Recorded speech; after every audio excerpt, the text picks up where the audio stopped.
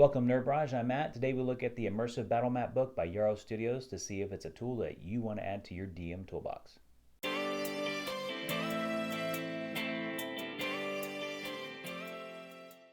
Whether you're planning out an encounter ahead of time or your players find themselves in a situation where now you need a combat space, books like this can really save you a lot of time. Let's look at this massive map book and see if it's right for you. The intent of this book is not to have large-scale battles be played on its pages. No, the 22 by 17 play area that you will have is plenty of room for small engagements or encounters that you weren't really planning on. So let's open it up. And here on the first page, you'll have an absolutely amazing quote by Atlas Mundi that says, "Take only memories, leave only footprints, bloodshed, and heroic acts.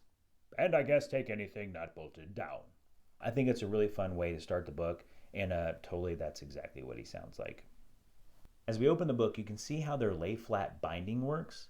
The cover binding is separate from the individual page binding, which allows the book to sit more evenly. Now, we've used this many times, and we have never had an issue with the cant of using maps toward the front, the extreme front, or the extreme back. And if it were to really bother you, I guess you could use those crit failing D20s to stabilize it. Just consider it work release from Dice Jail. The second page is the table of contents, which has all the map titles and their page number. Only problem is these maps aren't numbered. So let's look at the first map, which is a siege tower.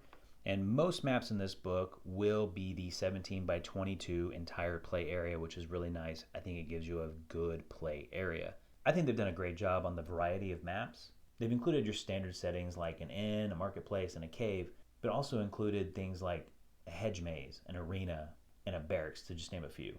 Now, I'm not going to go through every single map in this book, but I do want to point out some really neat features like this siege wall. It looks dreary and gray, and when I look at this, I can imagine the growing tension as the characters and the NPCs interact with something like this. I think they did a really good job, and the artwork looks good. They also have several seafaring maps, so a couple ships in a dock. There's a beach setting that gives a lot of play area for encounters. I like this map with the ship already at sea. The ship is already there, you don't have to mess with it, and then you have more than half of the other side of the page is just water. So you have a wide range of encounters that can happen. But let's say you have ships that you really want to use. They provide this big sea area. You can do whatever you want on this page. Unfortunately, I do have some problems with this book. We'll start on the small or maybe insignificant to some issues that I have, and then work my way up to my largest complaints. So number 10 is scaling. Scaling is off in a lot of these maps. For example, this 10-foot barrel and this 5-foot barrel, and then these barrels are regular sized, human size. This would make sense, but it's just the inconsistency in scaling. It just bugs me. I also have a problem with the Dwarven Forge. It just looks out of scale. Everything is just so huge. It doesn't match the rest of the map book. I mean, some of these weapons are 15, 20 foot long. Number 9 is the glare. Now I'm going to give them the benefit of the doubt because you want to have a dry erase surface, and I understand that. If your table is brightly lit like ours, the glare is going to be an issue. This is made infinitely worse when you have a super dark map page, and there are a lot of dark maps. Number 8, why are items on the floor not gridded? For example, this bearskin rug. I should have grid lines on this bearskin rug. It's on the ground. My characters can move through that. And this is inconsistent with other maps that have grids on rugs that are laying on the ground.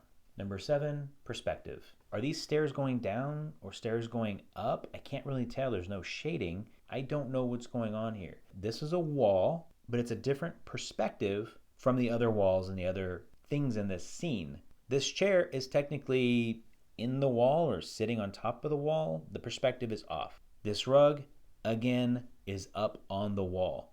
It's just poor design, and I can't overlook stuff like this. This map is a pub, but there's no place to order your drinks. Number 6, not having page numbers. That was something super easy to add. They didn't do it, but if you're a DM and you just need the page, you can just flip through until you find the page and then lay it out. I guess it's not that big of a deal, but it is lazy. Number 5, doors and entryways in this book seem like an afterthought.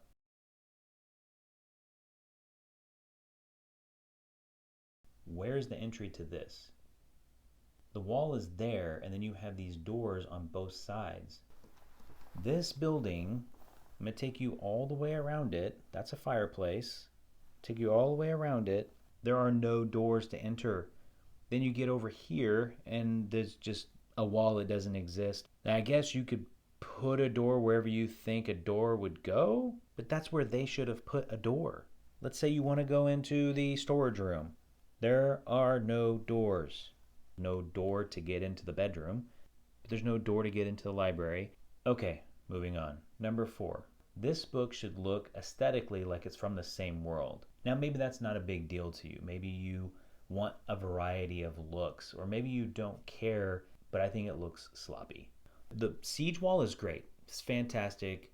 This is the art that I wish was throughout the book. But then you get to the Mage's Tower. The chairs are different. The tables are different. The barrels are different. The aesthetics are different. Then there's this fort thing where just the coloring is different. It looks like brush strokes down here. It doesn't look like it's from the same world. And then we come to this. This is the dungeon. This is the most cartoony map in this entire book. This electric chair is 5 foot wide. These outlines around the walls are awful. This blood splatter here doesn't look good. This is the worst map of the bunch. I don't know how you can do a dungeon wrong. Maybe it's me. Maybe I'm just a nitpicky bastard. Number 3, artwork. Some of these things, it never should have went to a final product. I'm sorry, guys. I'm sorry, Yarro. Maybe your volume 2 has improved, but this is just really bad, and it should have never left production. You've got, looks like pen lines lining the road, this dirt road, on both sides. And what it kind of looks like was maybe they weren't supposed to be there later. It was just a guideline of where the dirt road was going to be. Then you have blurring in some of the spots. Like right here, there's blurring. There's a few spots that are actually clear and look decent, but then there's other spots on the same roadway that look blown up and out of focus. So the narrow water over here looks fine, it's decent enough, and then over here it looks like they just took the same image and spread it out. Hey, but the crops look great.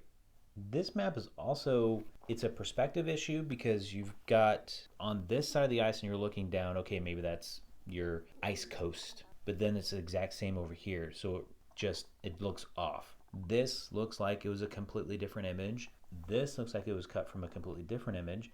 And then this was its own thing. It'll work if you need a snow or ice scene, but it is not fantastic. Here's the beach. I really like this map, but then the ship has this weird outline that maybe was supposed to be cut out of a final product. There's really bad blurring around this whole image. There's even a cannon that's just cut off.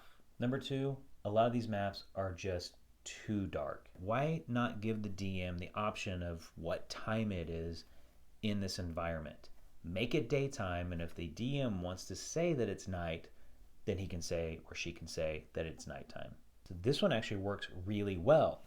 You have a lot of glowing light coming from the torches that are lining this entire cave, which gives you a light source, and you can actually see everything. And there's a huge playable area that you can use, and just looks really good. So this is a church. It is so dark, and with the glare, you cannot see the grid lines. This is a marketplace. There's no reason you need to have a nighttime marketplace. It's okay, you can kind of see the grid lines, but if you get a glare, you're not going to see that. And that brings us to number 1. The most egregious issue I have with this book is the grid lines, the color of grid lines that they used. More times than not, you cannot see the grid. Or you can see the grid in some places and not in others. This is the promenade. This is all gray, and they use gray grid lines. You can't see what you're doing over here. It's a combat book. You should be able to see the grid lines more than anything else. The arena probably has the biggest problem with this because it's grayish, pinkish sand, and the lines are super light gray. I can't see anything in this arena space, but this is your play area. This is where you should be able to see your grids. I don't know how they didn't play test this and see the issues that you have. This is the rooftop map. When they developed this map, it was to be able to do combat on the rooftops. You can't do it. You can't see the grids. I can barely make out any lines on this house right here.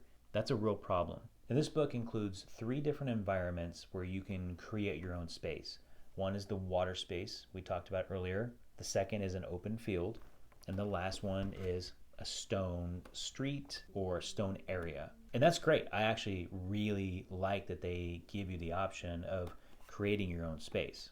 But here's the problem. You have gray stone and then you have light gray grid lines.